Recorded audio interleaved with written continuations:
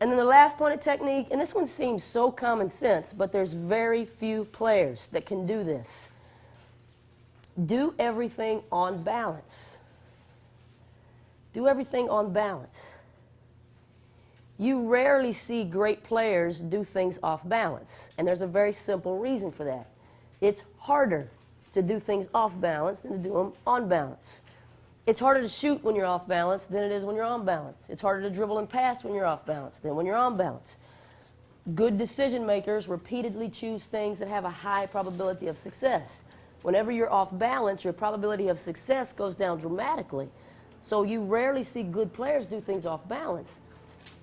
When you can play a whole game and play as hard as you can and not do one single thing off balance, then you're probably a pretty good player. But there's not very many players that can do that. When we play our one-on-one games today, I want you to see if every single shot you take, you can be on balance, under control and on balance. If you keep noticing that you keep having to take shots where you're sort of falling away and you're not really on balance, then that should be a good indicator to you that you're not real good at some of this stuff yet.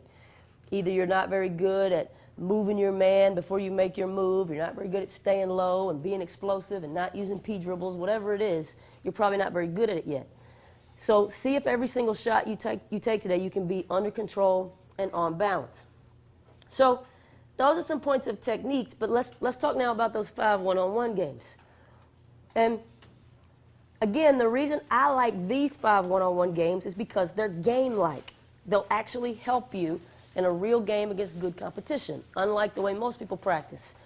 And here's a sentence that you really need to have in your notes.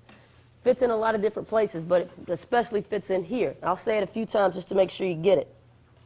The sentence is this: you should practice all the time the way you'll need to play in a tough game at an important time. You should practice all the time the way you'll need to play in a tough game at an important time. You should practice all the time the way you'll need to play in a tough game at an important time. In other words, every time you step on the court to practice, you should be practicing for that moment when it's the biggest game of the season and you're playing against the team you would most like to beat.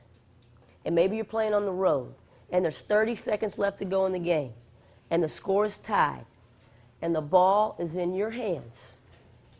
That's the moment you should be practicing for every time you step on the court.